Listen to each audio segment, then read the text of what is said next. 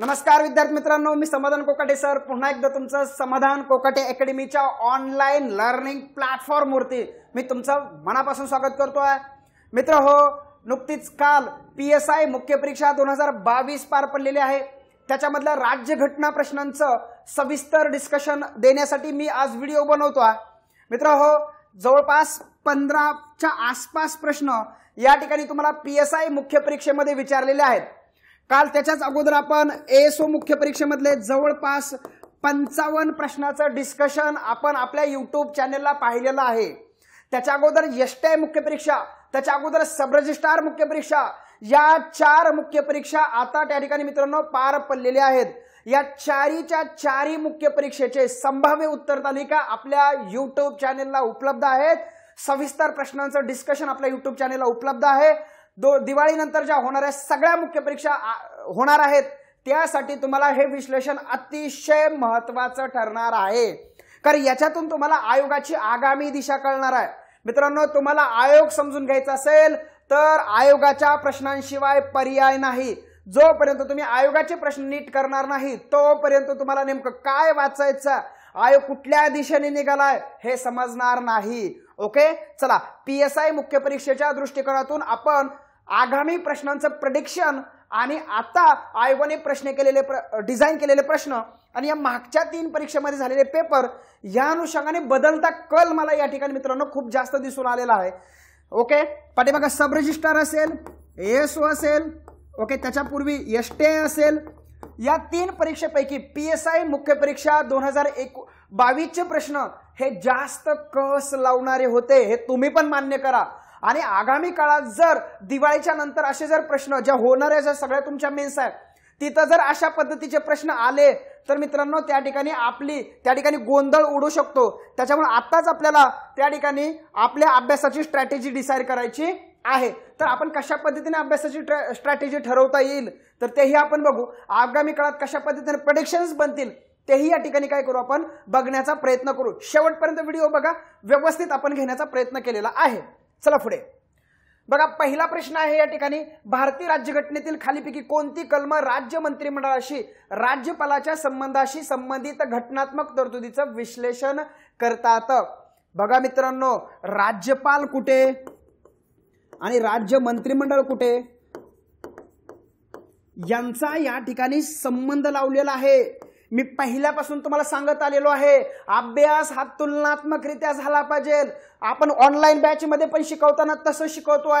आता तुम्हाला त्याचं महत्त्व कळालं असेल की आता प्रश्न एकट्या टॉपिकवर येत नाही तर त्या टॉपिकचे असणाऱ्या इतर टॉपिकचे संबंध तेही तुम्हाला अभ्यासता आले पाहिजे। इथं बघा, राज्यपाल आणि राज्य मंत्रिमंडळ यांच्यातल्या घटनात्मक तरतुदीचा संबंध दिलेला आहे। मित्रांनो मला सांगा, तुम्हाला हेही माहित आहे की राज्य मंत्रिमंडळाच्या संदर्भामध्ये भारतीय राज्यघटनेमध्ये 2 कलम आहेत। ओके, मला सांगा, ही कलम जर तुमच्या लक्षात राहत नसतील तर तुम्हाला हे कलम माहित असतंय, महाधिवक्त्याचं कलम 165 आहे। महाधिवक्त्याचं कलम सगळ्यांना पाठ असतं, जसं महान्यायवाद्याचं कलम 76 तसं महाधिवक्त्याचं कलम 165 तुम्हाला पाठ असतं, काही प्रॉब्लेम नाही। मग महाधिवक्त्याच्या अगोदरची 2 कलम ही राज्य मंत्रिमंडळाची आहेत, एवढं लक्षात येतंय का? मग सांगा, याच्या अगोदरची 2 कलम कुठल्या आहेत रे? 163 आणि 164 असं लक्षात ठेवायचं। कुठेतरी ते जॉईंट करून कलम लक्षात ठेवत जावा, अशी सेपरेट कलम तुमच्या लक्षात राहत नाहीत। जे कलम लक्षात राहतात त्याच्या आजूबाजूची कलम तशीच लक्षात ठेवण्याचा प्रयत्न करत चला। मी बॅच मध्ये त्याच्या वेगवेगळ्या ट्रिक्स दिल्यात, पण इथं ट्रिक्ससाठी तेवढा वेळ नाहीये, भरपूर मोठा व्हिडिओ होऊन जाईल। ओके, कमी वेळामध्ये तुम्हाला मॅक्सिमम परीक्षेमध्ये कशा पद्धतीने स्मार्ट वर्क करायचंय ते लक्षात ठेवा। इथं मी फपट पसारा देण्यासाठी व्हिडिओ बनवत नाहीये। बघा, महाधिवक्त्याच्या अगोदरची 2 कलम 163 आणि 164, बघा ही 2 कलम ही राज्य मंत्रिमंडळाच्या संदर्भामध्ये आहेत। 163 मध्ये काय सांगितलंय, राज्यपालांचे घटनात्मक स्वेच्छाधिकार वगळता त्यांना सहाय्य व सल्ला देण्यासाठी मुख्यमंत्र्यांच्या नेतृत्वाखालील एक मंत्रिमंडळ असेल। यास आलं राज्यपाल आणि मंत्रिमंडळाचा संदर्भ। 164(1) मध्ये काय सांगितलंय, राज्यपाल ही मुख्यमंत्र्याची नियुक्ती करतील आणि मुख्यमंत्र्यांच्या सल्ल्याने इतर मंत्र्यांची नियुक्ती करतील। आला 163 आणि 164। ओके, बघा 163 आणि 164 कुठे आहे? बाकी कलम बघू नका, जे माहित आहे तिथून पटपट पटपट पुढे जा। बघा 163 आणि 164 इथे दिसतोय, बघा इथं नाहीये, इथं 163 आहे पण 164 नाहीये, घालवा। इथं बघा 164 आहे पण इथं 163 नाहीये, उत्तर मिळालं 2. जास्त घरी आल्यानंतर ही सगळी कलम चेक करायची, परंतु बाय इलिमिनेशन जाण्याचा प्रयत्न करा. एक्झाम मध्ये खूप कमी वेळ असतो. ओके, जेवढा स्मार्ट वर्क एक्झाम मध्ये करता येईल तेवढं करायचं, जेणेकरून आपला वेळ वाचतो आणि आपण पटपट पटपट पुढे निघून जातो. बघा इथं 167 काय राहिलंय, 167 मध्ये मुख्यमंत्री, मित्रांनो 167 मध्ये सीएम आणि राज्यपाल यांच्या संदर्भामधले, म्हणजे मुख्यमंत्र्याची राज्यपाला संदर्भात असणारी कर्तव्य दिलेत. ती किती कर्तव्य आहेत, 3. त्यातलं एक कर्तव्य आहे, एखाद्या मंत्र्याने जर वैयक्तिक निर्णय घेतला असेल आणि जर राज्यपालांना असं वाटलं की तो निर्णय संपूर्ण मंत्रिमंडळाच्या विचारात राखून ठेवावा, तर राज्यपाल मुख्यमंत्र्याला तशी सूचना करू शकतात आणि मुख्यमंत्री तो निर्णय संपूर्ण मंत्रिमंडळाच्या विचारात पुन्हा राखून ठेवू शकतात. त्याच्यामुळं राज्यपाल आणि मंत्रिमंडळ याच्यातला संदर्भ पुन्हा 167 दिसून येतो. तसाच 78 मध्ये पंतप्रधान आणि राष्ट्रपती यांच्यातला सुद्धा संबंध तसाच स्वरूपाचा आहे. येत्या लक्षामध्ये जर सेम प्रश्न हा केंद्रीय मंत्रिमंडळ आणि राष्ट्रपती यांच्या संदर्भामध्ये जर जोडला तर या ठिकाणी मित्रांनो 163 ला 74 कलम रिप्लेस होत आहे, 164 ला 75 कलम रिप्लेस होत आहे आणि 167 ला 78 कलम लक्षात होत आहे. या कलमानुसार तुम्हाला राज्यपाल आणि केंद्रीय मंत्रिमंडळाच्या संदर्भातला घटनात्मक संबंध सांगता येऊ शकतो. असाही तुलनात्मकरित्या प्रश्न पुढे जाऊ शकतो. त्याच्यामुळे काय रे, तुम्हाला या अनुषंगाने प्रश्न आणि प्रेडिक्शन बेस्ड प्रश्न हे कशा पद्धतीने बनणार आहेत तर ते तुम्हाला या ठिकाणी लक्षात आलं पाहिजे. आय होप तुम्हाला हा प्रश्न व्यवस्थित पद्धतीने समजला असेल. ओके, कमी वेळामध्ये आपण मॅक्सिमम आउटपुट देण्याचा प्रयत्न करू. मला सांगा बाकी 161 कलम काय रे, राज्यपालांचा दयेचा अधिकार. ओके, 165 कलम काय रे मित्रांनो, महाधिवक्ता आहे. 166 कलम काय सांगा, 166 कलम काय, राज्य शासनाच्या कामकाजाच्या अनुषंगाने 166 कलम आहे. ओके, इथे 162 कलम काय रे सांगा, 162 कलम काय रे, राज्य शासनाच्या एक्झिक्युटिव्ह पॉवरचा विस्तार, राज्य शासनाच्या कार्यकारी अधिकारांचा विस्तार. ओके, आणि कलम 154 मध्ये हे एक्झिक्युटिव्ह पॉवर राज्यपालाकडे असतील असं त्या ठिकाणी सांगण्यात आलेलं आहे. हे लक्षात ठेवण्याचा जरा थोडा प्रयत्न करा. 167 काय सांगितलं रे, राज्य विधिमंडळाचा त्या ठिकाणी काय सांगितली रे, रचना सांगितली. राज्य विधिमंडळाची रचना 167 कलम मध्ये आहे. ओके, इथं कुठलं कलम आहे, 169 कलम आहे. 169 कलमामध्ये काय सांगितलं रे, विधान परिषदेची रचना आणि विधान परिषदेची निर्मिती आणि विधान परिषद नष्ट करणं हे 169 कलमामध्ये आहे. राज्याच्या विधानसभेने विशेष बहुमताने ठराव पारित केला पाहिजे, तो ठराव संसदेकडे गेला पाहिजे, संसदेचं साधं बहुमत त्याला आवश्यक आहे. अशा पद्धतीने ती प्रोसेस त्या ठिकाणी कलम 169 मध्ये दिली. त्याही अनुषंगाने थोडा अभ्यास करा, आगामी काळामध्ये नक्की प्रश्न बनू शकेल. तर अशा पद्धतीने तुम्हाला मित्रांनो पहिला प्रश्न डील करायचा आहे. याचं उत्तर काय रे, याचं उत्तर 2 आहे. परंतु ते 2 उत्तर कसं आलं हे जरा थोडं व्यवस्थित पद्धतीने बघून घ्या. ओके, चला. ओके मित्रांनो, चला पहिल्या प्रश्नानंतर आपण दुसऱ्या प्रश्नाकडे शिफ्ट होऊयात. बघा दुसरा प्रश्न हा जोडे लावलेला आहे. कशावर विचारला प्रश्न रे, संविधान सभेची सदस्य संख्या.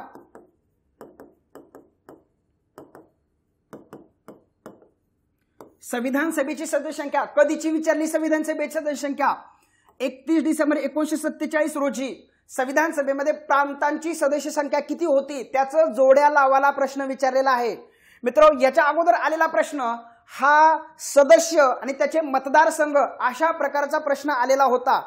आता आयोगाने नवा पॅटर्न लॉन्च केलाय. बघा इकडे प्रांत दिलेत आणि इकडे त्याची सदस्य संख्या दिली. मी ऑनलाईन बॅच मध्ये पण घेतलाय, आपल्या नोट्स मध्ये पण दिलाय, टेलिग्राम चॅनेलला बघा मी टाकलंय ते सगळं. बघा आयोगाची दिशा कुठे निघाली, बघा आपण करतोय काय, कंटेंट कुठला करतोय, कुठला कंटेंट आता करायला पाहिजे, तोच कंटेंट आपण करतोय. संविधान सभेमधला असा पण कंटेंट आयोग लॉन्च करू शकतो आगामी काळामध्ये. मागे बघा घटना निर्मितीचे टप्पे, राज्यसेवेला बघा आतापर्यंत आपण संविधान निर्मितीचे टप्पे करत नव्हतो, आता इथून पुढे आपल्याला तसाही कंटेंट करावा लागणार आहे. हे राज्यसेवा पूर्व परीक्षेला मागे आयोगाने दाखवून दिला. त्याच्यामुळे आयोग तुम्हाला आगामी दिशा सांगतोय की आयोगाची दिशा कुठे निघाली. तर हे प्रश्न तुम्हाला बघा की आतापर्यंतचे प्रश्न कसे होते रे, की संविधान सभेची सदस्य संख्या आता विचारली, पण त्याच्या अगोदर सदस्य आणि ते कोणत्या मतदारसंघामधून निवडून आले, कोणत्या प्रांतामधून निवडून आले असा पाठीमागे आयोगाला प्रश्न विचारला होता. आता प्रश्न काय विचारलाय, प्रांत आणि त्यांची सदस्य संख्या किती होती. अशा प्रकारचा प्रश्न आयोगाने आपल्याला आता हा नव्याने पॅटर्न आयोग पुढे घेऊन निघालेला आहे. मुद्दा पडतोय मला काय म्हणायचं ते. तर आता बघा इथं ऑब्व्हियसली तुम्हाला काय रे लिमिटेशन्स आहेत, पण आता तुम्हाला सर्वाधिक कोणाची होती, सर्वात कमी कोणाची होते, पहिले 2-3 तर माहित पाहिजे, जे तुम्हाला एम लक्ष्मीकांत सरांच्या पुस्तकामध्ये अख्खा चार्ट दिलाय, आपल्या नोट्समध्ये अख्खा चार्ट दिलाय. ऑब्व्हियसली जो कंटेंट तुम्हाला उपलब्ध आहे तर तो तरी कंटेंट तुम्हाला रिवाइज करता आला पाहिजे. हा येणार नाही, तो येणार नाही असं म्हणून किती दिवस आपण तो स्किप करणार आहे. त्याच्यामुळे मित्रांनो या पद्धतीने लक्षात ठेवा. इथं बघा सर्वाधिक हे मद्रास प्रांताचे होते 49, त्यानंतर मित्रांनो मुंबई प्रांताचे होते 21, त्यानंतर मित्रांनो पश्चिम बंगाल प्रांताचे होते 19 आणि मध्य प्रांत वऱ्हाड त्यालाच आपण बेरार प्रांत सुद्धा म्हणतो. ओके, त्याचे होते 17. त्याच्यामुळं अ ला 4, ब ला 3, क ला 2, ड ला 1, उत्तर किती पाहिजे तुमचा 3 पाहिजे. तर अशा पद्धतीने हा तुम्हाला उपलब्ध असणारा कंटेंट आहे. किमान तुम्ही तो वाचण्यात तरी आला पाहिजे, किमान तो वाचला तरी पाहिजे. तुमच्या पुस्तकामध्ये आहे, ओके, एम लक्ष्मीकांत सरांच्या पुस्तकामध्ये आहे, तर तो तुम्हाला तो करता आला पाहिजे. अशा पद्धतीने बघा संविधान सभेची सदस्य संख्या विचारताना बघा 1947 ची विचारली, म्हणजे संविधान सभेची सदस्य संख्या हे 2 भागामध्ये डिवाइड होते मित्रांनो. 1946च्या कॅबिनेट मिशन प्लॅन नुसार ती माहित पाहिजे तुम्हाला, आणि दुसरी गोष्ट काय रे देशाच्या स्वातंत्र्याच्या कायद्यानुसार सुद्धा माहित पाहिजे. कारण देशाच्या स्वातंत्र्याच्या कायद्यामुळे संविधान सभेची सदस्य संख्या घटली होती, कारण काही प्रदेश फाळणीमुळे पाकिस्तानमध्ये गेल्यामुळे, काही प्रांत संस्थान हे पाकिस्तानमध्ये फाळणीनंतर शिफ्ट झाल्यामुळे तिथून जे काही संविधान सभेमध्ये ऑलरेडी सदस्य प्रतिनिधित्व करत होते ते आपोआप कुठे गेले रे पाकिस्तानच्या संविधान सभेमध्ये शिफ्ट झाले. ओके, किंवा फाळणीमुळे ते तिकडे गेले. त्यामुळे संविधान सभेची सदस्य संख्या एक कॅबिनेट मिशनच्या प्लॅनच्या सदस्य संख्येच्या तुलनेमध्ये 47 ला कमी झाली होती. बघा जर तुम्हाला बघितलं तर कॅबिनेट मिशन प्लॅननं ती सदस्य संख्या 389 सांगितली होती. ओके, जी 1947च्या कायद्यानं 299 पर्यंत खाली आली होती. 389 मधलं बायफर्गेशन तुम्हाला माहिती आहे मित्रांनो. 389 मध्ये ब्रिटिश प्रांत आणि जे काही चीफ कमिशनरांचे प्रांत यांचे मिळून 296 होते. किती होती 296. ती कॅबिनेट 47च्या कायद्याने कितीपर्यंत खाली आली होती 229 पर्यंत. कॅबिनेट मिशन प्लॅन नुसार संस्थानिकांना 93 जागा दिल्या होत्या. 47च्या कायद्यानुसार ते कितीपर्यंत खाली आले होते रे 70 पर्यंत खाली आले होता. ओके, मग ह्या 299 मध्ये कोणत्या प्रांताचे किती सदस्य होते असा तुम्हाला त्या ठिकाणी प्रश्न आलेला आहे. तुम्हाला प्रश्न हा 299 वरती आलेला आहे. ओके, तर अशा पद्धतीने तुम्हाला आयोगाचे प्रश्न आहेत, ते आगामी काळामधले तुम्हाला दिशा दाखवतायत. तर त्या अनुषंगाने मित्र हो अभ्यास करा, मार्गदर्शक निवडा. ओके, ठीक आहे, असे प्रश्न आहेत. भरपूर कंटेंट आपण देतोय, रिसर्च करून कंटेंट देतोय. चहा नाश्त्याच्या दरामध्ये तुम्हाला मी आपल्या ऍपवरती बॅचेस उपलब्ध करून दिलेले आहेत. ओके, आता क्लर्कची तर रिव्हिजनची बॅच खूप नॉमिनल प्राइस मध्ये उपलब्ध करून दिले. जा आपल्या ऍपवरती, डिस्क्रिप्शनची लिंक आहे खाली. ओके, जावा, करा बॅचेस. ओके, खूप तुम्हाला त्याचा फायदा होणार आहे आगामी लिपिकला वगैरे सगळ्याच परीक्षांना. चला जायचंय पुढं. इथं बघा खालील विधाने लक्षात घ्या. कशावरती प्रश्न आहे रे मालमत्तेच्या अधिकारावरती प्रश्न आहे. मालमत्तेच्या हक्कावरती आता अलीकडच्या काळामध्ये प्रश्न विचारले गेलेले नव्हते. पुन्हा बघा PSI ला आता मालमत्तेच्या हक्कावरती प्रश्न आलेला आहे. मालमत्तेचा हक्क तुम्हाला मूलभूत हक्कांमध्ये 2 ठिकाणी होता, स्वातंत्र्याच्या हक्कामध्ये पण होता आणि कलम शेवटी तिकडं कलम 31 सुद्धा सेपरेट स्वतंत्रपणे होतं. अशा पद्धतीने 2 ठिकाणी संपत्तीच्या हक्काच्या संदर्भामध्ये भाग 3 मध्ये तुम्हाला तरतूद होती. भाग 3 मधून भाग 12 मध्ये. ओके, भाग 3 मधून भाग 12 मधलं प्रकरण 4 त्यातलं कलम 300 कॅपिटल A त्या ठिकाणी संपत्तीचा हक्क मित्रांनो शिफ्ट झालेला आहे.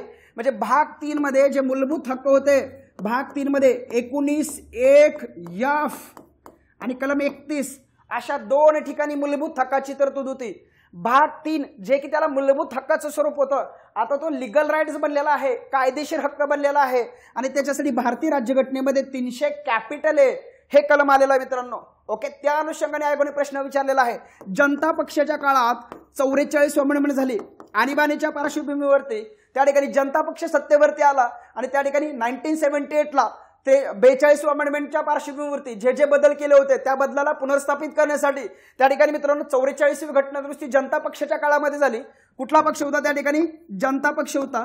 तर त्या अनुषंगाने तुम्हाला इथं प्रश्न आलेला आहे. आपण प्रश्नाकडे जाऊ आणि परत अजून विश्लेषणाकडे येऊ, कारण प्रश्न समजणं महत्वाचं आहे. कलम 301 आहे का मित्रांनो 300 कॅपिटल A.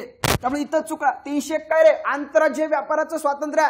301 वरती पुन्हा 302, 303, 304, 305, 306 रद्द झालाय, 307 अशा पद्धतीने त्याच्यावरती मर्यादा पण आहेत. तर त्या तुम्हाला आंतरराज्यीय संबंधामध्ये त्या ठिकाणी तुम्हाला त्या बघावे लागतात. आंतरराज्यीय संबंध, ओके, आंतरराज्यीय संबंधाच्या बाबतीमध्ये तुम्हाला 261, 262, 263 आणि 301 त्या 4 प्रोव्हिजन्स तिकडे बघून ठेवा सलग. त्या ठिकाणी मागं पण आता प्रश्न आलेले आहेत. ओके, चला, काल येसू मुख्यला प्रश्न आलेला आहे त्या ठिकाणी, त्यामुळे त्याही प्रोव्हिजन्स लक्षात ठेवण्याचा प्रयत्न करा थोड्या. म्हणजे एक चुकलेला आहे, विचारलंच काय अयोग्य, त्यामुळे एक हा उत्तरामध्ये पाहिजे. मालमत्तेचा हक्क कायदेशीर हक्क आहे, परंतु तो मूलभूत हक्क नाही. ऑब्व्हियसली बरोबर मित्रांनो, 1978च्या अगोदर तो मूलभूत हक्क होता. आता तो कसा बनलाय रे, कायदेशीर हक्क बनलेला आहे. मी आपल्या नोट्समध्ये एक तुम्हाला प्रश्न विचारलेला आहे बघा. जो संपत्तीचा हक्क आहे, संपत्तीचा हक्क हा आता मूलभूत हक्क नाही, परंतु तो कसा हक्क आहे रे, कायदेशीर हक्क आहे. मग तुम्हाला आयोग असाही प्रश्न विचारू शकतो, संपत्तीचा हक्क हा मूलभूत हक्क नसण्याचे परंतु कायदेशीर हक्क असण्याचे आता कोणते परिणाम होणार आहे. मित्रांनो, सगळ्यात महत्त्वाचं बघा, पूर्वी जर तुम्हाला संपत्तीच्या हक्कामध्ये घट करून आणायची असेल किंवा बदल करायचा असेल तर तुम्हाला घटनादुरुस्ती करावी लागायची. काय करावी लागायची, घटनादुरुस्ती. आता घटनादुरुस्तीची गरज नाही, आता सामान्य कायद्यानुसार सुद्धा संसद ते बदल करू शकते. पूर्वी जर मूलभूत हक्काचं म्हणजे तुमच्या संपत्तीच्या हक्काचं व्हायोलेशन झालं तर तुम्हाला कलम 32 नुसार सुप्रीम कोर्टामध्ये दाद मागता येत होती. आता तो तुमचा मूलभूत हक्क राहिला नाही. आता जर तुम्हाला त्या ठिकाणी दाद मागायची असेल तर 226 नुसार तुम्हाला हायकोर्टात जावं लागेल. 32 वापरून तुम्हाला सुप्रीम कोर्टामध्ये जाता येणार नाही. पूर्वी मित्र हो, तुम्हाला असणारं संरक्षण हे असंगत कार्यकारी कृतीच्या विरोधात पण होतं आणि असंगत कायदेकारी कृतीच्या विरोधात पण होतं. परंतु आता संपत्तीचा हक्क हा लीगल राईट झालेला आहे, त्याच्यामुळे तुम्हाला कायदेकारी कृतीपासून संरक्षण नसेल. हे गोष्टी काय आहेत ना, लक्षात ठेवा. हे आगामी प्रेडिक्शन्स आहेत. आयोग तुम्हाला प्रश्न विचारू शकतो, येतं लक्षामध्ये. तर त्या अनुषंगाने तुम्हाला करायचं आहे. बघा, केंद्रामध्ये काँग्रेस पक्ष आहे का रे, जनता पक्ष आहे. बघा ना, वाचता वाचता तुम्हाला हे सगळं माहित असतं, पण एखादी गोष्ट कुठेतरी येते. बघा, काँग्रेस पक्ष, तुम्हाला वाटू शकतं काँग्रेस पक्षाच्या काळामध्ये 42 अमेंडमेंट झाली, इंदिरा गांधीजींच्या काळामध्ये 42 अमेंडमेंट झाली. त्यानं केलेले बदल रिप्लेस करण्यासाठी 42 अमेंडमेंट हे मिनी कॉन्स्टिट्यूशन आहे, 1976ला झाली. ओके, आणि ते बदल पुनर्स्थापित करण्यासाठी फॉर एक्झाम्पल बघा, 42व्या घटनादुरुस्तीनं लोकसभेचा कार्यकाळ हा 6 वर्ष केला होता. 44व्या घटनादुरुस्तीनं तो पुन्हा 5 वर्ष केला. येत्या लक्षामध्ये राष्ट्रीय आणीबाणीला मान्यता ही 2 ऐवजी 1 महिन्यात द्यावी. 352(3) मध्ये कॅबिनेट शब्द टाकला. राष्ट्रीय आणीबाणीला आता कॅबिनेटची संमती लागेल, लेखी संमती लागेल. म्हणजे असे जे काही महत्वपूर्ण जे बदल आहेत. अजून तुम्ही बघा, राष्ट्रपतींना त्यांचा जो काही केंद्रीय मंत्रिमंडळाने दिलेला सल्ला आहे तो एकदा फेरविचारच पाठवण्याचा अधिकार दिला. 42 म्हणून तो बंधनकारक केला, पण 44 सांगितलं फेरविचार करू शकते. म्हणजे हे जे काही महत्वपूर्ण बदल 42व्या घटनादुरुस्तीने केले होते ते पुनर्स्थापित करण्यासाठी जनता पक्षानं 1978ला 44 अमेंडमेंट केली. त्याच्यामुळं तुम्हाला बेसिक नॉलेज महत्वाचं आहे. ऍडव्हान्स तर नॉलेज आता लागणारच आहे, पण बेसिक वरती सुद्धा प्रचंड पकड असली पाहिजे. ते सैल होता कामा नये मित्रांनो. त्याच्यामुळे ह्या गोष्टी तुम्हाला या ठिकाणी लक्षात ठेवायच्यात की काँग्रेस पक्षाच्या काळात नाही तर ती जनता पक्षाच्या काळामध्ये झाली, म्हणून 3 सुद्धा चुकलेला आहे. इथे बघा, ओके. म्हणजे 1, 2 आणि 3 ही वाक्य या ठिकाणी मित्रांनो दिलेत. त्यातलं 2 वाक्य बरोबर आहे, चुकीची विचारलंय. 1 आणि 3 वाक्य हे चुकीचं आहे. म्हणजे 3 नंबरचा पर्याय हे तुमचं या ठिकाणी काय असेल रे, उत्तर असणं अपेक्षित आहे. तर ह्या गोष्टीच्या अनुषंगाने तुम्हाला लक्षात ठेवायचं मित्रांनो. ओके, संपत्तीच्या हक्काच्या संदर्भामध्ये जरी तो भाग 3 मधून शिफ्ट झाला असला तरी अजून 31A, 31B, 31C अजून त्याच्या अवशेष तिथं शिल्लक आहेत. तेही एकदा बघून ठेवा. ते कोणत्या घटनादुरुस्तीने आले, त्याचा विषय काय, तर तिथंही आयोगाच्या आगामी काळामध्ये तुम्हाला प्रश्न विचारले जाऊ शकतात. दिवाळीच्या नंतर ज्या मेन्स आहेत तिथं ते प्रश्न ट्रॅप होऊ शकतात, तेही वाचून घ्या मित्रांनो. ओके, चला जाऊया पुढे आपण. तर ह्या अनुषंगाने बघा अजून काय राहतंय का, तर अयोग्य विचारलंय तर ते बघून घेण्याचा थोडा प्रयत्न करा. कारण संपत्तीच्या हक्कावरती याच्या अगोदरही आता लेटेस्ट प्रश्न UPSCला वगैरे विचारले होते, त्याचं स्वरूप काय आहे असे प्रश्न त्या ठिकाणी विचारले होते. तर अशा अनुषंगाने आगामी काळात प्रश्न बनवू शकतात. चला, 4था प्रश्न. ओके, या प्रश्नाच्या अनुषंगाने मला बऱ्याच लोकांचे फोन आले की सर नेमकं हे विधान कोणी बोललंय, धर्मनिरपेक्षतेच्या संदर्भामध्ये हे विधान नेमकं कोणी बोललंय. बऱ्याच लोकांना असं म्हणणं होतं की सन्माननीय डॉक्टर बाबासाहेब आंबेडकरांनी ते वाक्य विचारलेलं आहे. तर मित्रांनो, जेवढे काही माझ्याकडे सोर्स होते त्या सोर्सच्या आधारे तर मी उत्तर काढलंय डॉक्टर सर्वपल्ली राधाकृष्णन. डॉक्टर सर्वपल्ली राधाकृष्णन यांचं फेमस पुस्तक पण आहे बघा, recovery of faith. Recovery of faith या पुस्तकामध्ये त्यांनी सेक्युलरिझमच्या संदर्भामध्ये बरीच चर्चा केली बघा. बरं, रिकव्हरी ऑफ फेथ तुम्हाला वाचणं शक्य नाही. दुसरी बरेच तुम्हाला मी बीए सेकंड इयरचं सोशलॉजीचं पुस्तक आहे, त्याच्यामध्ये ते रेफरन्स आहे. शिवाजी युनिव्हर्सिटीचं पुस्तक आहे, त्या ठिकाणी छत्रपती शिवाजी, आता शिवाजी ते काढलंच पाहिजे, छत्रपती शिवाजी महाराज. ओके, तर त्या संदर्भामध्ये कोल्हापूर युनिव्हर्सिटीचं पुस्तक आहे. तर बघा त्या ठिकाणी कोल्हापूर युनिव्हर्सिटीच्या ज्या पुस्तकामध्ये आहे त्याही ठिकाणी त्या ठिकाणी ते दिलेलं आहे. ओके, तर त्याच्यामुळे मी आपल्या टेलिग्राम चॅनलला ते सोर्स टाकलेला आहे. पंडित जवाहरलाल नेहरू त्यांच्या संदर्भामध्ये विधान आहेत. त्यानंतर डॉक्टर बाबासाहेब आंबेडकर त्यांच्या संदर्भामध्ये सेक्युलरिझमच्या संदर्भातले विचार दिलेत. आणि इथं एकदम खाली बघा मी डॉक्टर सर्वपल्ली राधाकृष्णन, ओके, तर त्या संदर्भामध्ये त्यांच्या संदर्भामध्ये या ठिकाणी दिलं बघा. डॉक्टर सर्वपल्ली राधाकृष्णन धर्मनिरपेक्ष संदर्भात असं म्हणतात की भारत धर्मनिरपेक्ष आहे म्हणजे तो आत्म्याचं अस्तित्व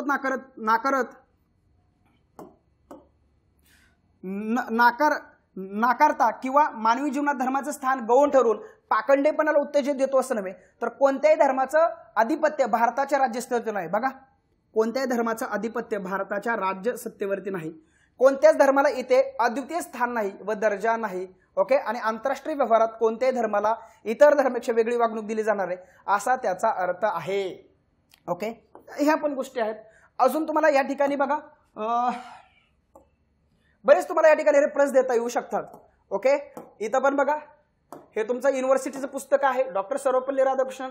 भारत धर्मनिरपेक्ष आहे याचा अर्थ तो आत्म्याचं अस्तित्व ना करतो किंवा मानवी जीवनात धर्माचं स्थान गौण ठरवून पाखंडीपणाचा पुरस्कार करतो असं नाही, तर भारताच्या राज्यसत्तेत कोणत्याही धर्माचं अधिपत्य नाही, कोणत्या धर्माला इतर धर्मापेक्षा वेगळी वागणूक दिली जाणार नाही. त्यामुळे बरेचसे हे जे काही माझ्याकडे सोर्स आहेत, तर अजून बरेच माझ्याकडे सोर्स आहेत.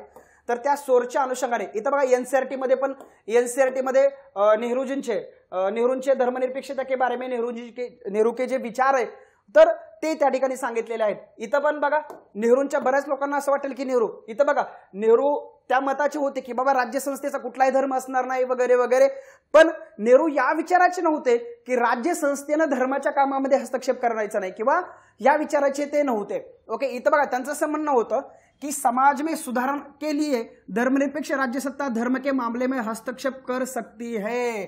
समाजामध्ये जर सुधारणा आणायचं असेल तर राज्य संस्था धर्माच्या कामामध्ये किंवा हस्तक्षेप करू शकते. ओके, तर ह्या सगळ्या गोष्टी नेहरूंच्या विचारातल्या होत्या, तर ह्या एनसीईआरटीच्या मध्ये दिलेल्या आहेत. तर त्याच्यामुळे जे काही माझ्याकडे सोर्स आहेत तर त्या सोर्सच्या अनुषंगाने मी हे दिलेलं आहे. तर तुम्ही नंतर काय करा, जे मी आपल्या पॉलिटी बाय समाधान कोकाटे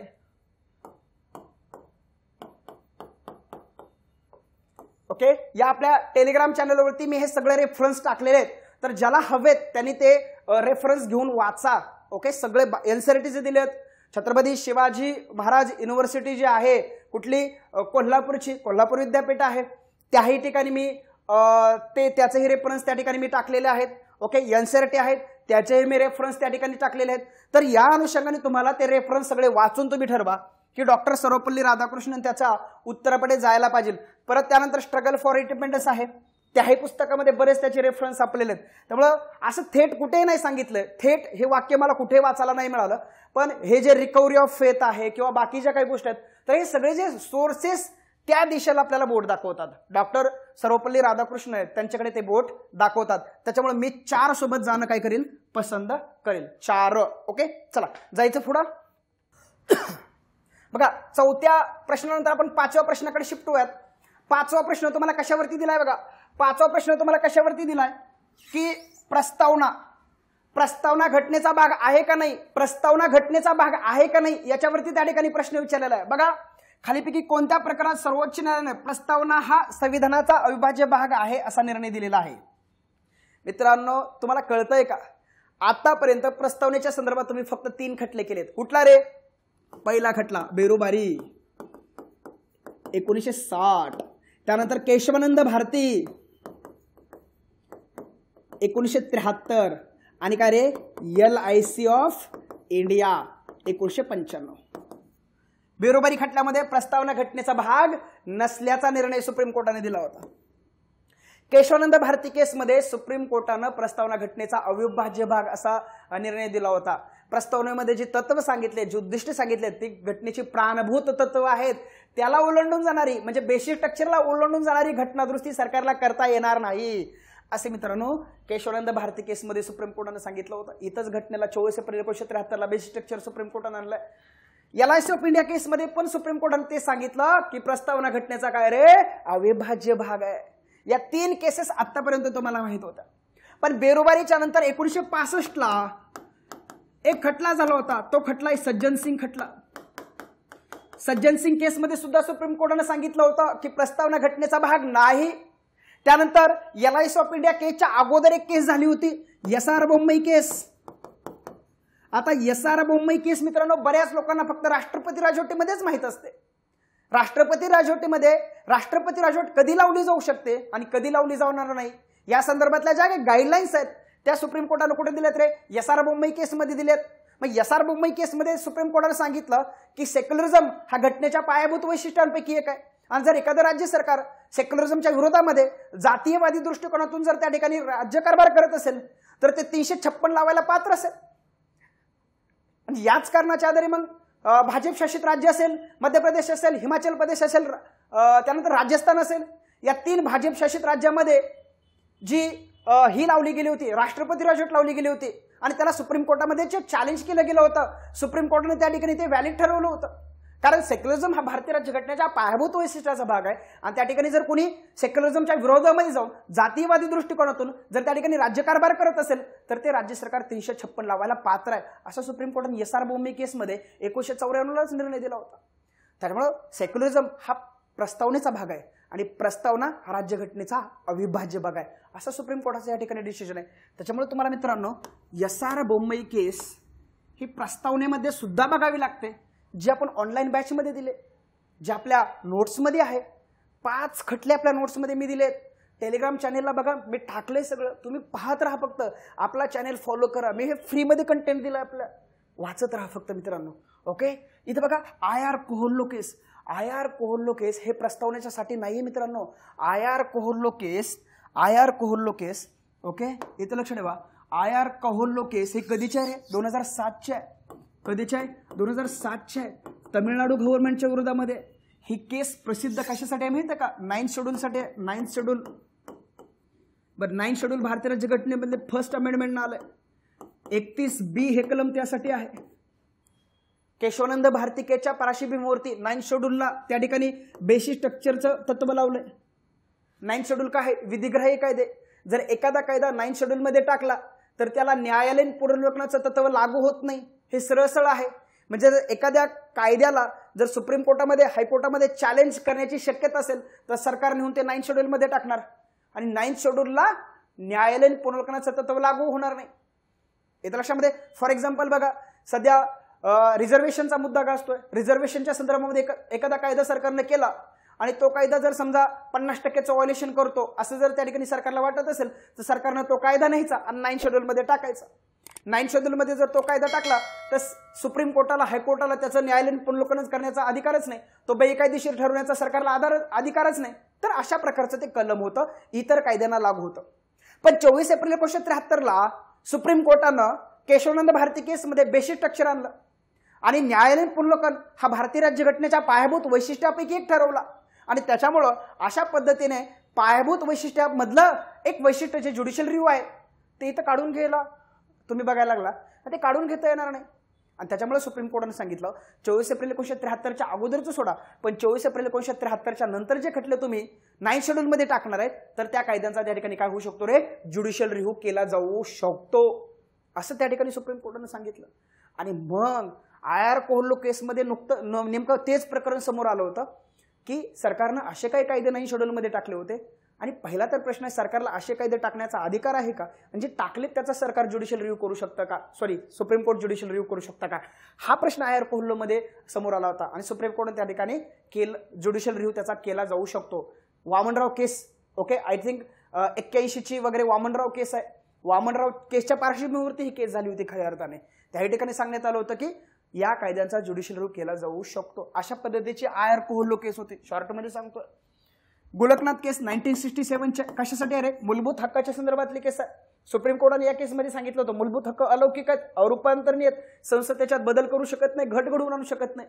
हा निर्णय पलटवण्यासाठी 24वी अमेंडमेंट झाली होती आणि 24वी अमेंडमेंट 13 मध्ये 13(4) आला होता. न्यायालयीन पुनर्रचना कक्षेमधून घटनादुरुस्ती कायदे वगळले होते. ही केस आहे. त्यानंतर इंदिरा गांधी विरुद्ध राजनारायण केस आहे. कधीच्या मित्रांनो? 1975च्या आहे.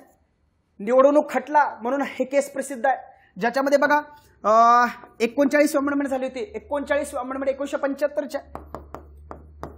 त्या कायद्यानं आर्टिकल 329A टाकला होता. 329A काय होता रे?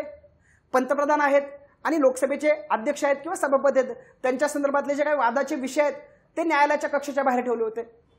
याला पुन्हा हेच कलम 44 अमेंडमेंटनं काय झालं होतं रे? रद्द पण केलं होतं. तो भाग सोडा. 44 अमेंडमेंट हे कलम रद्द पण केलं होतं. परंतु निवडणूक खटला म्हणून हा खटला का रे इतिहासामध्ये खूप प्रसिद्ध आहे. याच्या पार्श्वभूमीवरती मग सरकार म्हणजे इंदिरा गांधीनं कुठली अमेंडमेंट केली होती रे? 42 अमेंडमेंट केली होती. 42 अमेंडमेंट करून 368 मध्ये 368(4) आणि 368(5) टाकले होते. ओके, संसदेला घटना दुरुस्ती करायचे अमर्यादित अधिकार घेतले होते. तर सांगण्याचा उद्देश काय रे? हा खटला प्रस्तावनेच्या संदर्भामधला नाही, हा खटला निवडणूक खटला म्हणून प्रसिद्ध आहे. तर थोडक्यात मी तुम्हाला बाकी खटले पण समजून देण्याचा प्रयत्न केलेला आहे या ठिकाणी. म्हणून मित्रांनो उत्तर काय असेल रे? फक्त ब. आणि फक्त ब कुठे आहे रे? 2 नंबरच्या पर्यायामध्ये आहे. हे या ठिकाणी काय करा, थोडं लक्षात ठेवण्याचा काय करा रे प्रयत्न करा. अशा पद्धतीने बघा आयोगाची पावलं कुठे पडतायत, त्या दिशेने आपल्या अभ्यासाची पावलं पडली पाहिजे. जर आयोगाच्या पावलावरती पाऊल ठेवून जर तुम्ही चालत असाल तर प्रशासन मित्रांनो आपल्यासाठी दूर नाही. जर आयोगाच्या पावलावरती आपली पावलं पडत नसतील तर मित्रांनो प्रशासन आपल्यासाठी खूप दूर आहे, हे लक्षात ठेवा. क्लिअर? आयोगाच्या दिशेने चला. चला पुढे. ओके, बघा हा प्रश्न बघा, खालील विधाने विचारात घ्या. बघा बरं कशा प्रश्न आला रे? नॅशनल ह्युमन राईट्स कमिशन वरती आला होता. Okay, national human rights commission कधी रे मित्रांनो? भारतामध्ये मानवाधिकार कायदा 1993चा आहे. कधीचा आहे? 1993चा. आता 1993च्या पार्श्वभूमीवरती 12 ऑक्टोबर 1993ला त्या ठिकाणी मित्रांनो भारतामध्ये राष्ट्रीय मानवी हक्क आयोगाची स्थापना झाल्याचं आपल्याला पाहायला मिळतं. ओके, बघा बरं राष्ट्रीय मानवाधिकार आयोगाची स्थापना कधी झाली रे? 14 ऑक्टोबर 1994 रोजी झाली. नाही मित्रांनो, 12 ऑक्टोबर 1993ला झाली, हे लक्षात ठेवा. राष्ट्रीय मानवाधिकार आयोगाच्या अध्यक्षांचा कार्यकाळ हा कार्यालयात रुजू झाल्याच्या तारखेपासून 6 वर्ष ते 70 असेल. आता लक्षात ठेवा मित्रांनो, पूर्वी तो किती होता? 570 होता. याच्यामध्ये 2019ला सुधारणा करून तो किती आणलेला आहे मित्रांनो? 370 केलाय. किती केलाय? 370 केलाय. ओके, त्यामुळे या ठिकाणी काय रे? दोन्ही विधानं चुकीची असतील. ओके, अजून एक प्रश्न पुढे आहे बघा, मानवाधिकार आयोगाच्या कार्यावरतीच अजून एक प्रश्न पुढे आयोगाने विचारलाय. ओके, त्यामुळे ह्याचं उत्तर काय रे? दोन्ही विधानं चुकीची आहेत. त्या ठिकाणी काय रे साल चुकवलंय 12 ऑक्टोबर 1993 आणि त्या ठिकाणी मित्रांनो इथं बघा 670 केलंय. तर त्या ठिकाणी काय रे जुनं होतं 570. 2019ला त्या ठिकाणी बदल केलाय आणि 2019ला त्या ठिकाणी काय रे बदल करून आता किती केलं रे? 370 आहे. ओके, आपल्या टेलिग्राम चॅनलला मी हे सगळे आयोगाचे 370 570 कुठं काय काय आहे तर ते सगळं मी टाकलेलं आहे. त्याच्यावरती बहुतेक एखादा छोटा मी रील्स पण बनवेन, काळजी नका करू. तर ह्याचं उत्तर किती पाहिजे? 4 पाहिजे. चला पुढे बघा, कोणत्या वर्षी 6 ते 14 वयोगटातील बालकांना प्राथमिक शिक्षण ओके सक्तीचं मोफत करण्याचा कायदा त्या ठिकाणी करण्यात आला? आता बघा हा कायदा राईट टू एज्युकेशन वरती नाही, राईट टू एज्युकेशन कायदा 2009चा आहे. ते पण बऱ्याच लोकांनी ऑप्शन शोधले असतील. त्याच्या अंमलबजावणी 1 एप्रिल 2010 पासून त्याची अंमलबजावणी. त्यामुळे या ठिकाणी प्रश्न गेला मित्रांनो 86 अमेंडमेंट 2002 वरती, हे लक्षात ठेवा. या अमेंडमेंटनं आपला जो कलम 45 होतं, कलम 45 होतं जे 0 ते 14 वयोगटातील मुलांना शिक्षण प्राथमिक शिक्षण मोफत आणि सक्तीचं करत होतं, त्याला ब्रेक केलं होतं 0 ते 6 आणि 6 ते 14 मध्ये. आणि हा 6 ते 14 होता तो 21A अंतर्गत फंडामेंटल राईट झाला होता. पालकांसाठी सुद्धा कर्तव्य आलं होतं 51A मध्ये 11K नावाचं. ओके, 51A मध्ये 11वं कर्तव्य. कधी समजताय का? 51A मध्ये 11 म्हणजे के, सगळ्यात शेवटी 11वं कर्तव्य. तर ते पालकांसाठीच पण सेम अमेंडमेंट आलं होतं. त्याच्यामुळे काय रे प्रश्न कुठं आलाय तुम्हाला? 2002 वरती. आता मागं पण प्रश्न येऊन गेला ओके या गोष्टीवरती. त्याच्यामुळे काय रे तुम्हाला ते जमलं पाहिजे. वर्ष 2002 ह्याचं उत्तर असलं पाहिजे. पर्याय क्रमांक 4 आहे. ओके, तर हे पद्धतीने सोपा प्रश्न होता, एकदम सोपा प्रश्न होता. 1992 दिले, 2000 दिले, 1952 दिले, 2000. म्हणजे प्रश्न हा 86 अमेंडमेंट 2002 वरती आलेला आहे. हे तुम्हाला या ठिकाणी क्लिअर करायचं आहे. राईट टू एज्युकेशन ऍक्ट वरती हा प्रश्न नाही. राईट टू एज्युकेशन ऍक्ट 2009चा आहे, जो 1 एप्रिल 2010 पासून त्या ठिकाणी लागू झालेला आहे. तर त्याच्यामुळे काय रे, हा प्रश्न 86 अमेंडमेंट वरती होता. हे लक्षात ठेवा. याचं उत्तर 4 असेल. चला जाऊया पुढे आपण. संविधान सभेत खालील मान्यवर सदस्य सहभागी झाले होते. बघा, राजेंद्र प्रसाद होते, बाबासाहेब पण होते, दुर्गाबाई देशमुख पण होत्या. ओके, राजेंद्र प्रसाद पण होते, अगेन राजेंद्र प्रसाद आले. इथं वेगळं कोण दिलंय, मौलाना कलाम आझाद दिलंय, हे पण आहेत. हंसाबेन मेहता ह्या पण सदस्य होत्या. ओके, त्यानंतर डॉक्टर बाबासाहेब होते, हे परत सरोजिनी नायडू इथं वेगळे दिलेत, सरोजिनी नायडू पण होत्या. राजेंद्र प्रसाद, जे बी कृपलानी पण होते. ओके, हे तर फंडामेंटल राईट्स उपसमिती यांच्याकडे होती. ओके, त्यामुळे काय रे, पर्याय तुम्हाला 4 नंबर असेल. ओके, चला वेळ न घालवता आपण पुढे जाऊया. अजून खालीपैकी कोणत्या कारणामुळे भारतातील एखाद्या राज्याचे मुख्यमंत्री हा राष्ट्रपतीच्या राष्ट्रपतीच्या काय रे निवडणुकीस, ओके या ठिकाणी थोडं करेक्शन आहे.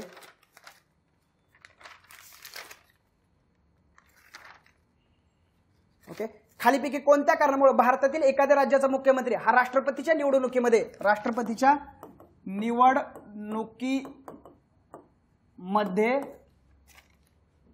मतदान करण्यास पात्र ठरू शकत नाही. म्हणजे खालीपैकी कोणत्या राज्याचा मुख्यमंत्री हा राष्ट्रपतीच्या निवडणुकीमध्ये मतदान करण्यास पात्र ठरत नाही, असा त्या ठिकाणी प्रश्न आहे मित्रांनो. ओके, चला पहिली गोष्ट बघा, जर तो स्वतः निवडणुकीचा उमेदवार असेल, बघा तो उमेदवार आहे म्हणजे तो सदस्य आहे, तो काय आहे, सदस्य आहे.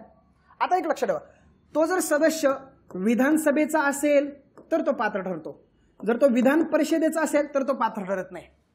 कारण विधान परिषदेच्या सदस्यांना राष्ट्रपतीच्या निर्वाचक गणामध्ये स्थान नाहीये. क्लिअर आहे.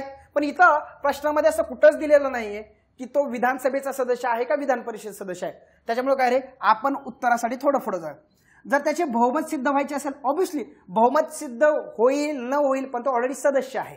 ओके, इथं बघा, जर तो राज्य विधिमंडळाच्या वरिष्ठ सभागृहाचा सदस्य, आता बघा विधानसभा हे कनिष्ठ आहे, तर विधान परिषद काय रे, वरिष्ठ सभागृह. ऑब्व्हियसली राष्ट्रपतीच्या निर्वाचक गणामध्ये फक्त विधानसभेच्या निर्वाचित सदस्यांना स्थान आहे, विधान परिषदेच्या कोणत्याच सदस्याला स्थान नाही.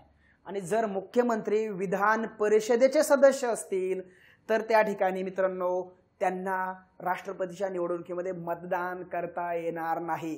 कालच मुख्यला प्रश्न आला होता की राष्ट्रपतीच्या निर्वाचक गणामध्ये पुढीलपैकी कोणते सदस्य भाग घेऊ शकतात, मतदान करू शकतात. आगामी काळामध्ये निगेटिव्ह पण प्रश्न येऊ शकतो. ओके, तसा इथं निगेटिव्ह प्रश्न आलेला आहे. आगामी काळात राष्ट्रपतीच्या महाभियोगात कोण भाग घेतात, कोण भाग घेणार नाहीत, असाही त्या ठिकाणी प्रश्न विचारला जाऊ शकतो. संसदेचे सर्व सदस्य निवडणुकीमध्ये भाग घेतात. राज्याच्या सदस्यांना हे निवडणुकीमध्ये स्थान आहे, परंतु महाभियोगामध्ये स्थान नाही. युनियन टेरिटरीजला निवडणुकीमध्ये स्थान आहे, परंतु महाभियोगात स्थान नाही. महाभियोगात फक्त संसदेच्या सर्व सदस्यांना स्थान आहे. तर असेही प्रश्न आगामी काळामध्ये विचारले जाऊ शकतात. पण इथं बघा मित्रांनो, प्रश्न आयोगाने कसा अॅनालिटिकल प्रश्न विचारलाय. जर एखादा मुख्यमंत्री हा विधानसभेचा सदस्य असेल आणि तो निर्वाचित असेल, ओके, आता नॉमिनेटेड सदस्य जे अँग्लो इंडियन होते त्याच्या आता 2019ला तुम्ही प्रोव्हिजन्स काढून टाकले, तो भाग वेगळा. पण जो विधानसभेचा निर्वाचित असेल तर तो भाग घेऊ शकतो. पण इथं काय दिलं रे, तो विधान परिषदेचा सदस्य आहे अशी या ठिकाणी अट दिली. त्याच्यामुळे मुख्यमंत्री या ठिकाणी विधान परिषद सदस्य असल्यामुळे त्यांना राष्ट्रपतीच्या निवडणुकीमध्ये मतदान करण्याचा अधिकार असणार नाही. हे 100% वाक्य बरोबर आहे. जर तो काळजीवाहू मुख्यमंत्री असेल, काळजीवाहू मुख्यमंत्री म्हणजे ऑलरेडी तो सदस्य आहेच आहे. ओके, इथं काय दिले रे, इथं स्पेसिफिक सांगितले तो वरिष्ठ सभागृहाचा सदस्य असेल तर, त्यामुळे वरिष्ठ सभागृहाच्या सदस्यांना राष्ट्रपतीच्या निर्वाचक गणामध्ये स्थान नसतं. ओके, कलम 54 आहे निर्वाचक गण, कलम 54 मध्ये दिलंय. निवडणुकीची पद्धत, ओके, जी रीत पद्धत जी आहे कलम 55 मध्ये दिली. ओके, अप्रत्यक्षपणे होईल, एकल संक्रमणी मतदानाच्या तत्वानुसार होईल. मग संसद सदस्याचं मूल्य, विधानसभा सदस्याचं मूल्य, कोटा, पात्रमत, हे सगळं त्या ठिकाणी आहे. ओके, कलम 55 मध्ये. चला 9 नंबरचा पर्याय काय असेल रे, 3 असेल. इथं बघा, आणीबाणीच्या काळात 42वी राज्यघटना दुरुस्ती कायदा 1976 नुसार राज्यघटनेच्या प्रस्तावामध्ये हे शब्द समाविष्ट करण्यात आलं. ऑब्व्हियसली आता काल एसओला पण प्रश्न येऊन गेला बघा किती शब्द टाकले रे? 3. I S yes. आय म्हणजे इंटिग्रिटी, यस म्हणजे सेक्युलर आणि यस म्हणजे काय रे? सोशलिस्ट. बघा इथं सोशलिस्ट आणि सेक्युलर हे 2 शब्द दिसत आहेत. ओके, इकडे बघा न्याय स्वातंत्र्य हे नाही दिसत आहे तुम्हाला. समानता आणि बंधुता हे दिसत नाही. इथं बघा मित्रांनो इंटिग्रिटी दिसतंय. बघा इथं इंग्लिशमध्ये ह्याला काय म्हणायचं रे? Unity and integrity. बघा इंटिग्रिटी शब्द आहे आपल्याकडे पण युनिटी नाहीये. बघा त्यामुळे 4 नंबरचा पण पर्याय कट होतोय. युनिटी ही देशाची भौगोलिक बाजू आहे.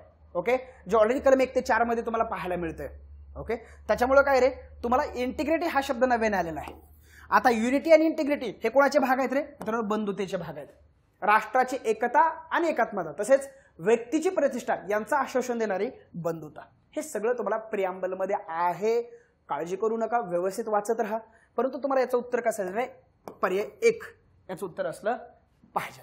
ओके, 42 अमेंडमेंट्स मूलभूत कर्तव्य पण आलेले आहेत आणीबाणीच्या गरजेतून. ओके, स्वर्णसिंग समिती. ओके, चला जायचं पुढं. भारतीय संविधानातील अनुच्छेद 19 नुसार वेगळेपण ओळखा. ओके, बघा कलम 19. कलम 19 बघा, टोटल कलम 19 6 उपकलमांमध्ये आहे. 6 उपकलम. त्याच्यामध्ये बघा 19(1) मध्ये तुम्हाला मूळ घटनेनं 7 मूलभूत हक्क दिले होते, 7 स्वातंत्र्याचे हक्क दिले होते. सध्या किती आहेत रे? 6. आणि याच्यावरती 19(2) ते 19(6) काय टाकल्या होत्या रे? मर्यादा टाकल्या होत्या. काय टाकल्या होत्या? मर्यादा टाकल्या होत्या. ओके, मग 19(1) मध्ये जे असणारे 7 हक्क कुठले होते रे? सगळ्यात पहिला हक्क काय रे? भाषण. शॉर्ट मध्ये लिहितो भाषण. ओके, त्यानंतर भाषण नंतर काय रे? ओके, एकत्र जमणं. 3 नंबर काय रे? सभा स्थापन करणं. 4 नंबरला काय रे मित्रांनो? सभा संघटना. बरोबर का रे? नाही, इथं येत होतं सभा एकत्र जमणं, सभा वगैरे इथं खाली. आणि इथं काय खाली काय रे? संघटना स्थापन करणं. 4 नंबरला काय रे? संचार. ओके, 5 नंबरला काय रे? वास्तव्याचा अधिकार. 6 नंबरला काय रे? संपत्तीचा अधिकार. आणि 7 नंबरला काय रे? व्यवसायाचा अधिकार. असे 7 हक्क होते ज्याला आपण ABCD असं नाव देऊ. ABCD हा F आणि G. म्हणजे ह्याचं कलम कसं तयार होतं बघा? 19(1) F हा हक्क होता. हा हक्क मित्रांनो पाठीमागच आपण बघितलेला आहे की हा हक्क 44वी अमेंडमेंट 1978 कुठे शिफ्ट केलाय रे? भाग 12. कुठे रे? प्रकरण किती रे त्यातलं? 4. भाग 12 मधलं प्रकरण किती? 4. आणि कलम किती रे? 300 कॅपिटल ए मध्ये शिफ्ट केलाय. ओके, त्याच्यामुळे काय रे बघा, भाषण वाभिक स्वातंत्र्य आहे आपलं पहिलं. इथं मालमत्ता धारण करण्याचं स्वातंत्र्य जे पूर्वी होतं तुमच्या संपत्ती ह्याच्या हक्कामध्ये कलम 19(1) मध्ये होतं पहिलं. ओके, कलम 19(1) मध्ये ते पूर्वी होतं परंतु आता नाहीये. त्यामुळे काय रे? विसंगत आहे आपलं 2. इथं बघा, भारताच्या क्षेत्रात सर्वत्र मुक्त संचार करण्याचे स्वातंत्र्य आहे.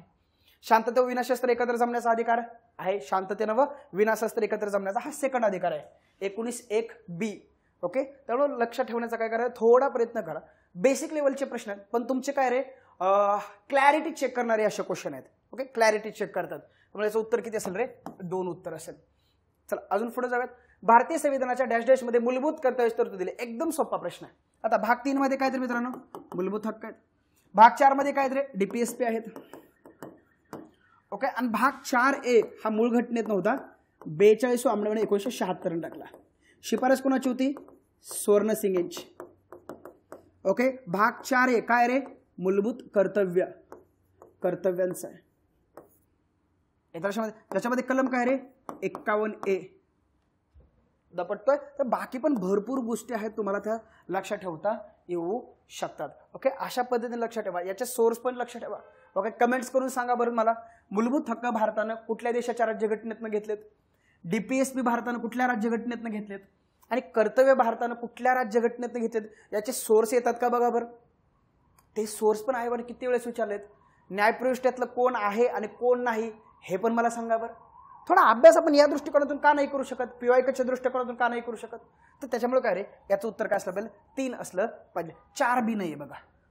ओके, 4B नाही. नव्याने समाविष्ट करण्यात आले इतर भागावरून एक प्रश्न विचारू शकतो.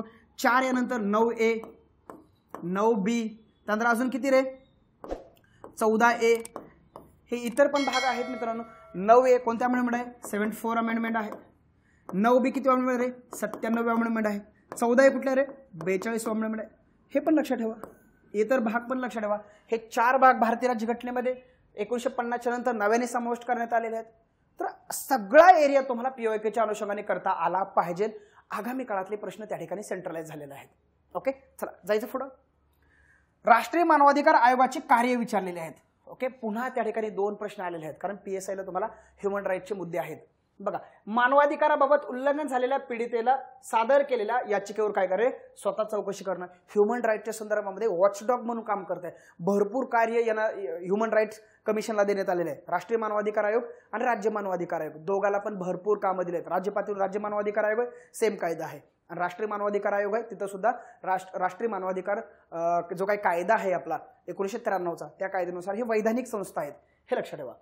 राज्य सरकारला सूचना देऊन कोणत्याही तुरुंगाला भेटी देणं असं नाही बघा मित्रांनो, हे चुकीचं. राज्य सरकारला आता सगळ्यात महत्त्वाचं घरात स्वतःच्या यंत्रणा नाही आहेत बघा, त्यामुळे काय रे, हा राज्य सरकारला केंद्र सरकारला त्यांच्या यंत्रणा वापरण्यासाठी हे पण करू शकतं. पण असं राज्य सरकारला सूचना देऊन वगैरे या ठिकाणी सोर्स नाहीये बघा त्याचा. त्याच्यामुळे काय रे, ब या ठिकाणी चुकीचं असणार आहे. मानवी हक्कांच्या क्षेत्रात संशोधन करणं आणि प्रोत्साहन देणं, ऑब्व्हियसली हे त्याचं कामच आहे. मानवी हक्कांबाबत साक्षरता पसरवणं, जागरूकता निर्माण करणं, त्यासाठी वेगवेगळे उपक्रम हातामध्ये घेणं, तर या सगळ्या गोष्टी तुम्हाला त्या ठिकाणी सांगता येऊ शकतात. म्हणून अ, क आणि ड, अ, क आणि ड 3 नंबरचा पर्याय त्याचं उत्तर असलं पाहिजे. ओके, चला 14 बघा.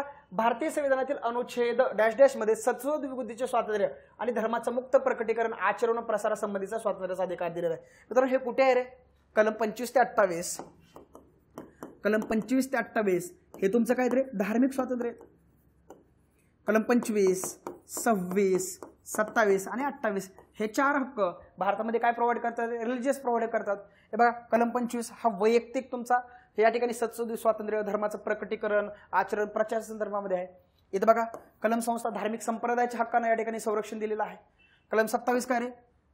शासन कर रूपानं गोळा केलेला पैसा जर एका विशिष्ट धर्मावरती खर्च करत असेल तर तुम्हाला कर न देण्याचं स्वातंत्र्य. कलम 28 काय रे? धार्मिक शिक्षणाच्या संदर्भामध्ये सांगितलं धार्मिक शिक्षण कुठं दिलं जाऊ शकतं, कुठं दिलं जाऊ शकत नाही, या संदर्भामध्ये कलम 28 मध्ये गाईडलाईन्स आहेत. तर हे सगळं 25 ते 28 हे तुम्हाला माहित पाहिजे. इथं उत्तर काय असलं रे? कलम 25. कलम 23 तुम्हाला माहित आहे, 23 आणि 24 शोषणाविरुद्धचे हक्क आहेत. 23 आणि 24 कशाचे हक्क आहेत रे?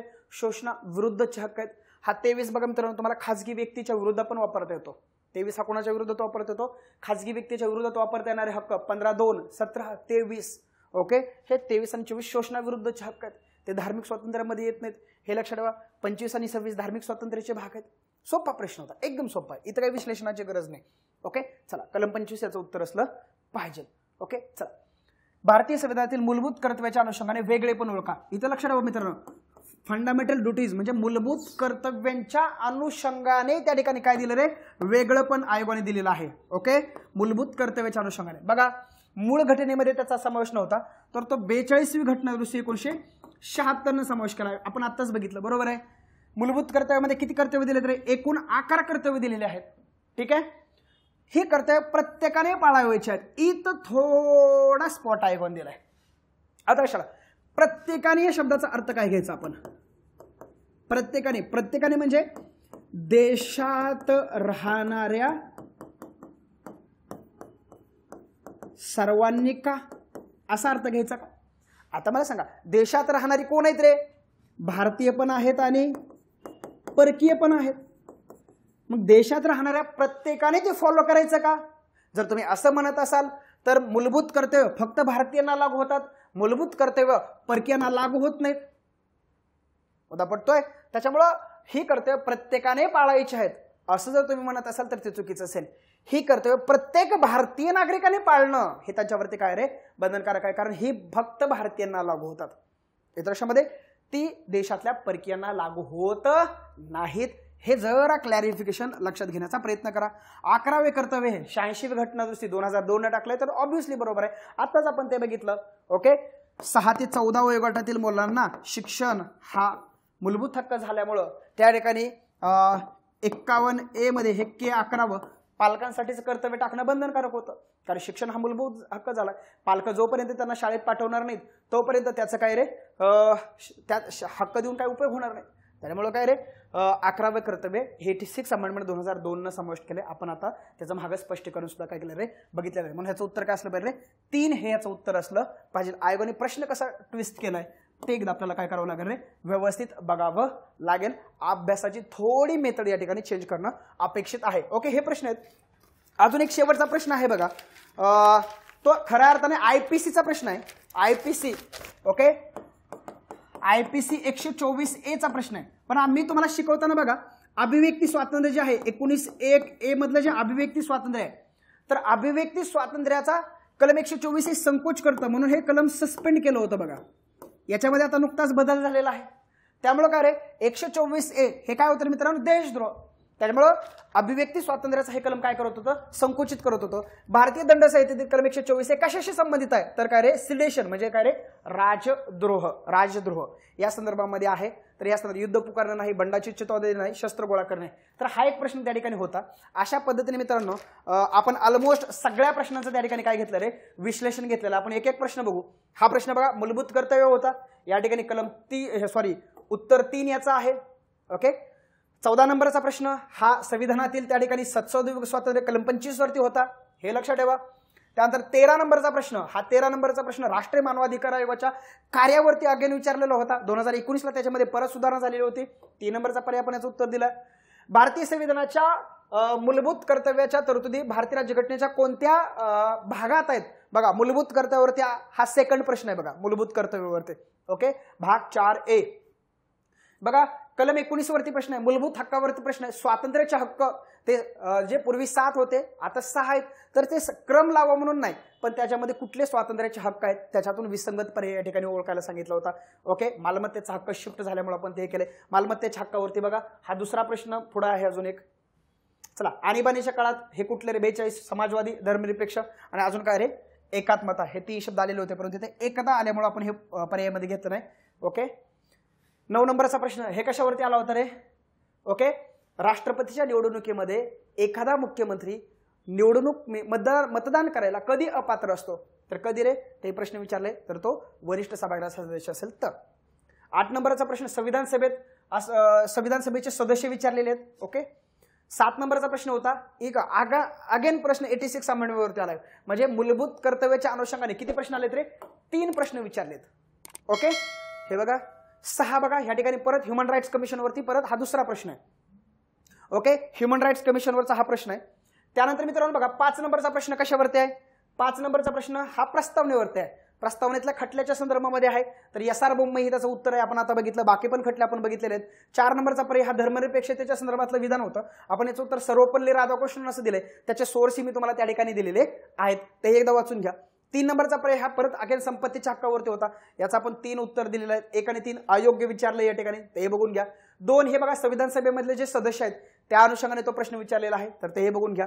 आणि 1 नंबरचा पर्याय आहे तर तो कशावरती विचारला रे राज्यपाल आणि राज्य मंत्रिमंडळाचा संबंध त्याच्यावरती हा प्रश्न विचारलेला आहे. अशा पद्धतीने मित्रांनो PSI मुख्य परीक्षा 2022 आपण सविस्तर पद्धतीने काय बघितलं रे विश्लेषण बघितलेलं आहे. आगामी काळामध्ये अजून आपण काय करणार आहोत रे सर्वच मुख्य परीक्षाला आणि ज्या पुढे येऊ घातलेल्या ज्या काही आपल्या पूर्व परीक्षा त्यासाठी आपल्या YouTube चॅनलला मी संभाव्य प्रश्नांची सिरीज लवकरच सुरू करतोय.